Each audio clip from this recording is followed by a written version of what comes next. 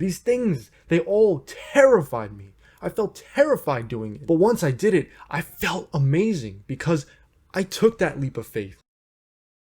For the past few months, I've done exposure therapy for social anxiety, a practice where I go out and purposely trigger anxiety as a way to face fear and overcome it. I last updated you all 3 months ago on this journey, and it's time that we return for another entry. If you're new here, this channel was birthed from the lessons I've learned in my life as I struggled being a shy and unconfident kid throughout middle school and high school. Time and time again, I've experienced class presentations, icebreakers, parties, where I can feel my heart beating out of my chest and my legs shaking like thin twigs trying to hold up a boulder. And of course, overthinking every fucking minute detail you're doing. Social anxiety sucks. It's hard not being able to be yourself if you're constantly thinking if people don't like you or if you're doing something wrong. Exposure therapy has been proven over and over by psychologists as the way to overcome social anxiety, and in my experience, that rings true. If you deal with low self-esteem, low self-confidence, not being able to be yourself, there is a way to overcome it. As I share my experience with this video, I want to make clear the 3 steps that we go through as one becomes more confident and courageous as a human being. Let me know when you're recording. Yeah. Okay, we're here at the mall and we're gonna do some stupid stuff, but as you will see, this is all for a long-term goal to help others and to conquer our fears. So you'll see what I mean as we do it. Yeah. This summer, I've done 10 exposures so far. I went out in public and in most cases to my nearest mall or a social gathering with friends. For the exposures, I did the following. I meditated in a crowded area. I went up to strangers and posed them a question, starting off with simple things like, what time is it? What time does the mall close? And then another exposure, I tried something a little harder where I go up and ask people what makes them happy. And what I tried pretty often, which was really hard, was jumping jacks in a public area.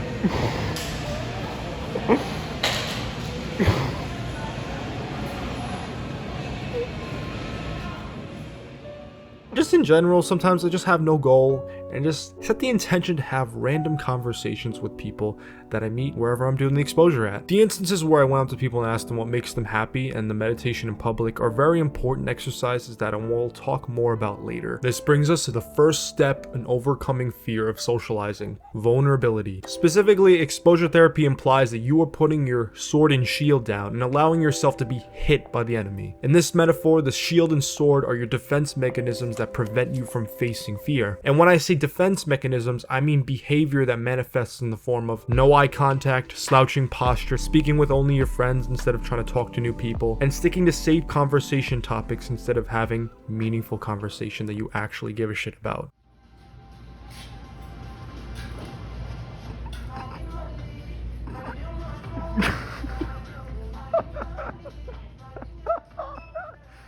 So you probably think I'm crazy as I list off all these exercises of things I did, like jumping jacks in public. What value is doing anything like that? To help you all understand how absolutely powerful doing these ridiculous things are, I want you to think of a child trying to jump into a pool for the first time. You've probably seen it before. They've been with their parent or guardian and they're teaching them how to face the fear of being on the side and trying to make the leap of faith to jump into the pool, and they're too scared to do it, but they keep edging them on, they keep supporting them, saying, you can do it, you can do it, you can do it.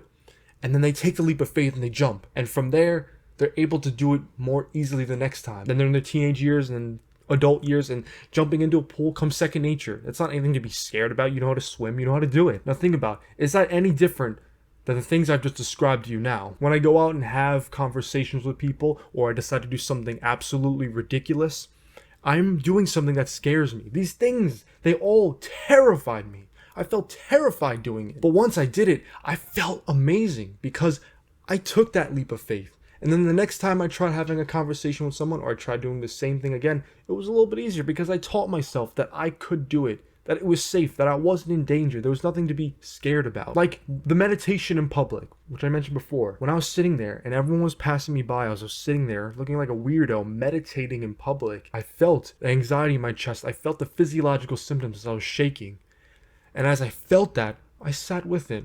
Of course, it's not like a one and done thing. You have to do it over and over. But in that moment, you're doing it and it feels empowering. When I went around asking people what makes you happy with a notebook, I got so many different answers. I got money, I got smoking, I got family, I got plants, so many things. And I was facing fear while doing it. And I was actually having interesting conversation and seeing that once you cross that line, you're able to do things that you want to do. If you want to succeed in any facet of life in the real world, you need confidence.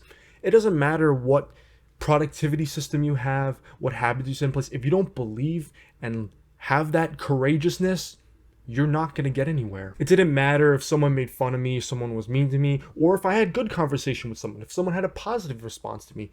I was gaining that experience every single day, and I was hopefully by the end of this, I'm gonna have some good experience that will help me grow as a person. In exposure, we not only lean into doing the opposite of what the mind wants, we intentionally do more and trigger anxiety. By doing this over and over, we build the second step in the journey in becoming socially confident: tolerance to fear. Another example, in addition to the child jumping in the pool example that I mentioned, is smoking. The more frequently someone smokes, the more it will take for them to get high from time to time. The same thing applies here, where the more we let ourselves be vulnerable, the more extreme situations it will take to trigger anxiety. This means the simpler acts, such as introducing yourself to someone or doing a presentation, becomes easier and easier.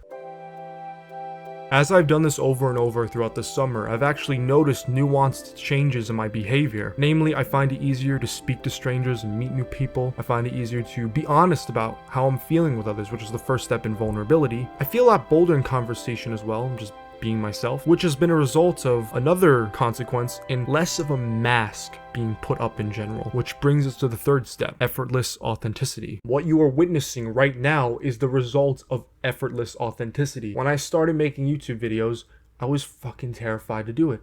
I didn't want to go in front of a camera and do it.